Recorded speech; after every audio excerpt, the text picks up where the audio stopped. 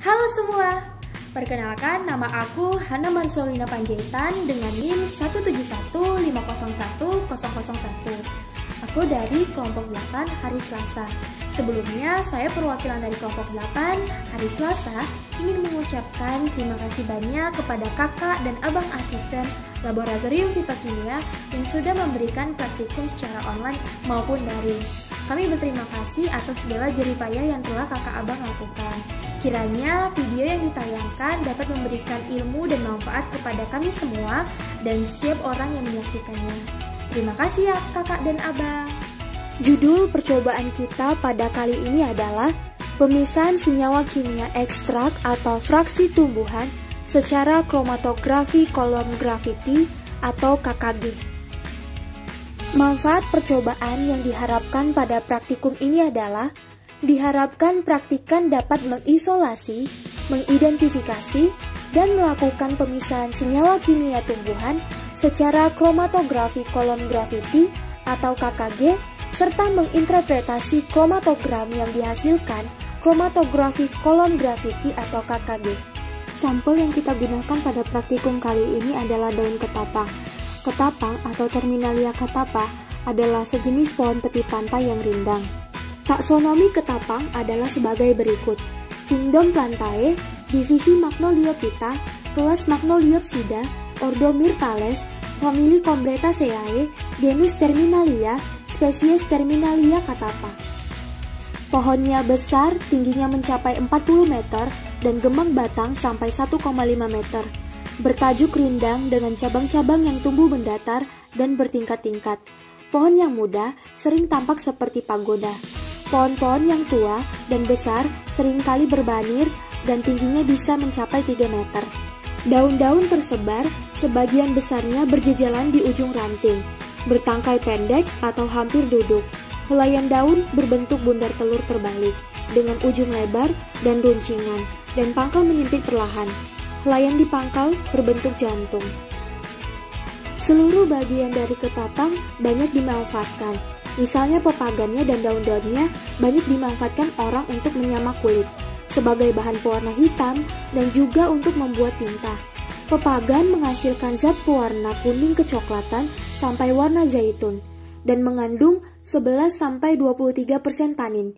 Sementara daun-daunnya mengandung 12 macam tanin yang dapat dihidrolisis. Sekian penjelasan dari saya mengenai ketapang. Saya ucapkan terima kasih. Halo teman-teman, kenalin nama aku Egi Ayu Artiwi Natalia Ketaren dengan NIM 171501169. Nah, hari ini kita akan membahas mengenai kolom kromatografi graviti. Jadi di sini aku akan ngejelasin gimana prinsipnya, apa manfaatnya dan tahapan bagaimana cara pengerjaan KKG. Apa itu sebenarnya prinsip dari kerja kromatografi kolom? Karena seperti yang kita ketahui ya, prinsip dari kromatografi secara umum itu sama, tetapi yang membedakannya itu di sini fase diam yang digunakan, yang dimana kalau pada kromatografi kolom prinsipnya itu memisahkan komponen campuran berdasarkan perbedaan interaksinya dalam fase diam dan fase geraknya. Jika suatu campuran terdiri dari beberapa komponen, maka setiap komponen tersebut memiliki struktur masing-masing dengan sifat yang khas untuk setiap senyawanya. Salah satu sifat yang berpengaruh dalam kromatografi kolom adalah kepolaran senyawa serta berat dan ukuran molekulnya.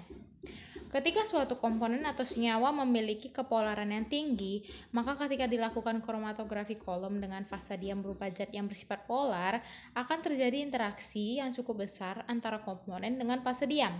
Akibatnya, komponen akan tertahan pada fase diam lebih lama ketika proses elusi, sedangkan komponen lain yang bersifat lebih nonpolar akan lebih cepat melewati fase diam. Sifat lain yang berpengaruh yaitu ukuran dan berat komponen yang dipisahkan. Nah, jika kita misalnya menggunakan suatu resin sebagai fasa diam, maka resin tersebut juga dapat menjadi media pemisah berdasarkan ukuran molekul. Ketika ukuran molekul dari komponen yang akan dipisah relatif besar, maka komponen tersebut akan susah bergerak sehingga lebih lama tertahan pada fase diam. Sebaliknya, untuk molekul yang berukuran kecil akan lebih mudah bergerak sehingga akan lebih cepat dalam melewati fase diam ketika proses elusi. Di sini aku akan jelasin tahapan dari kromatografi kolom. Yang pertama itu pemilihan fase gerak dan fase diam. Hal pertama yang harus dipersiapkan dalam kromatografi kolom adalah pemilihan fase gerak dan fase diam. Tahap ini akan sangat menentukan hasil akhir dari kromatografi kolom karena pemilihan fase diam dan fase gerak sangat berpengaruh terhadap pemisahan komponen. Yang kedua, packing kolom. Packing kolom merupakan tahap preparasi dalam kromatografi kolom di mana pada tahap ini digunakan untuk mempersiapkan kolom dengan fase diamnya. Packing kolom terbagi menjadi dua cara, yaitu cara kering dan cara basah. Yang ketiga, proses elusi.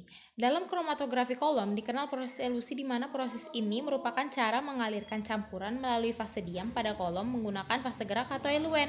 Pada proses elusi ini akan terjadi pemisahan komponen campuran pada fase diam. Apa sih manfaat dari KKG sendiri? Yang pertama itu bisa digunakan sebagai pemurnian dari hasil reaksi sintesis kimia. Yang kedua, isolasi senyawa aktif dalam bahan alam. Yang ketiga, analisis limbah lingkungan. Nah, berikut adalah contoh dan ilustrasi bagaimana cara pengerjaan dari KKG. Oke, sekian dari saya. Terima kasih. Perkenalkan, saya Stephen dari kelompok 8 hari Selasa. Di sini saya akan menjelaskan tentang prosedur pemisahan senyawa kimia ekstrak tumbuhan secara kromatografi kolom graviti, di mana bahan percobaan yang kita gunakan adalah ekstrak etanol daun ketapang. Yang pertama yaitu ditimbang 17 gram silika gel.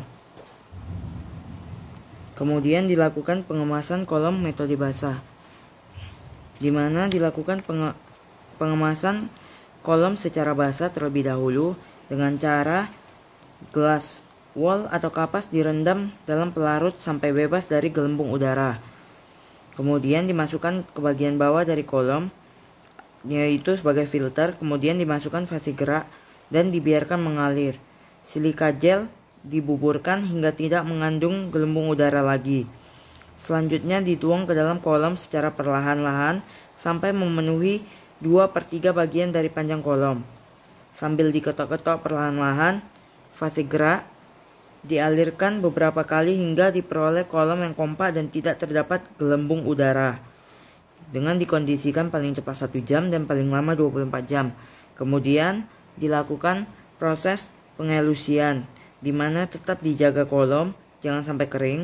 Kemudian sampel dilarutkan dengan sedikit pelarut, kemudian dicampur dengan sedikit silika gel hingga berbentuk serbu.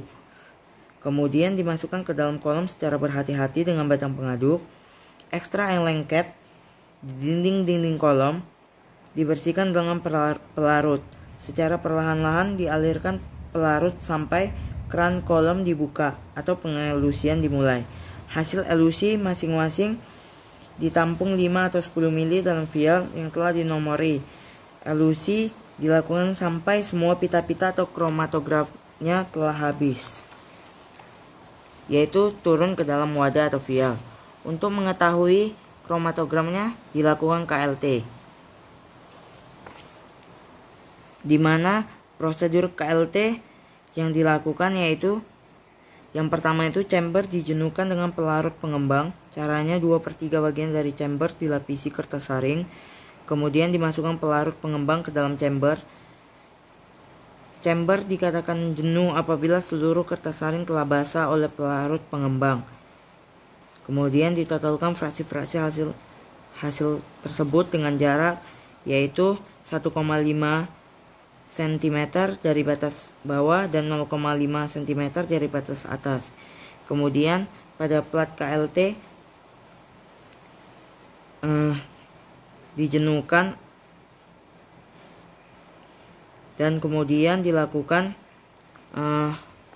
proses penyiraran dengan sinar UV 366 nanometer. Kemudian dihitung nilai RF-nya Kenalkan, nama saya Dina Murasina Pranginain dari kelompok 8 hari Selasa. Saya akan menjelaskan tentang hasil yang diperoleh dari percobaan yang telah dilakukan. Di sini dilakukan dilakukan pemisahan senyawa menggunakan kromatografi grafiti, di mana hasil dari kromatografi grafiti didapatkan 13 fraksi kecil yang kemudian diidentifikasi dengan menggunakan kromatografi lapis tipis atau KLT untuk melihat pola penampak bercaknya. Pada kromatografi lapis tipis digunakan fase diam berupa plat silika gel. Kemudian untuk fase geraknya digunakan N-heksan berbandingan antara N-heksan dan etil asetat sebanyak 7:3 dalam 40 mili. Nah, berdasarkan percobaan yang dilakukan, terdapat 2 hasil kromatogram, yaitu kromatogram sebelum visualisasi menggunakan larutan penyemprot Lieberman-Bochat dengan penampak sinar UV 366 nanometer, dan kromatogram setelah visualisasi dengan menggunakan larutan penampak bercak Lieberman-Bochat dengan sinar UV 366 nanometer. Nah, untuk kromatogram yang pertama yang sebelum visualisasi didapatkan bahwa terdapat minimal 2 senyawa yang teridentifikasi, dan untuk masing-masing elusi didapatkan 2 warna noda yang berbeda, yaitu noda berwarna merah muda dan noda berwarna merah muda yang pudar. Kemudian untuk kromatografi setelah visualisasi dengan penampak bercak Lieberman-Bochat dengan sinar UV 366 nanometer didapatkan hasil berupa terdapat minimal 2 senyawa yang teridentifikasi. Kemudian warna yang dihasilkan juga sama dengan sebelum visualisasi, yaitu warna merah muda dan merah muda pudar. Nah, secara keseluruhan terdapat minimal 2 senyawa yang teridentifikasi dari percobaan kali ini. Sekian dari saya. Nama saya Erika P. Siombing NIM 171501020, kelompok 8 hari Selasa. Saya akan menjelaskan mengenai kesimpulan. Jadi kesimpulan yang didapat dalam praktikum ini adalah terdapat 2 senyawa yang teridentifikasi sebelum dan sesudah visualisasi, yaitu warna merah muda atau pink dan merah muda pudar. Demikian video rangkuman praktikum pemisahan senyawa kimia dari ekstrak atau fraksi tumbuhan secara kromatografi kolom grafit. Kelompok 8 hari Selasa. Semoga bermanfaat. Jika ada kata yang salah kami mohon maaf. Terima kasih.